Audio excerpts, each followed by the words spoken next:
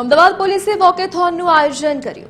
મહિલા દિવસ નિમિત્તે વોકેથોનનું આયોજન કરવામાં આવ્યું। વુમન પોલીસ વોકેથોન 2026નું આયોજન કરવામાં આવ્યું।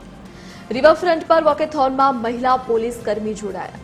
મહિલા સશક્તિના સ્લોગન સાથે વોકેથોનનું આયોજન કરવામાં આવ્યું છે। સશક્ત નારી સલામત નારીના પોસ્ટર સાથે વોકેથોનનું આયોજન કરવામાં આવ્યું।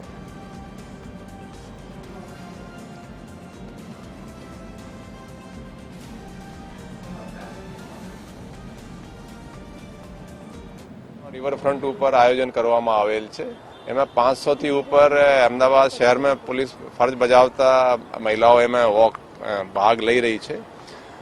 हाल में जोईए तो अपना महिलाओना जे काम छे ए ड्यूटीनी साथे साथे बीजा पण कामो होय छे, घरना काम पण जोवानुं અને પણ અત્યારે બધી જ જગ્યાએ તમે જુઓ તો બરાબર એ વ્યવસ્થિત રીતે કામ કરી રહી છે। કંધામાં કંધા મલાવી પુરુષો સાથે કામ કરી રહી છે અને પોલીસમાં પણ એ ખૂબ જ સારી રીતે કામ કરે છે। આપણે એને પોલીસ સ્ટેશનો પણ આપ્યા છે।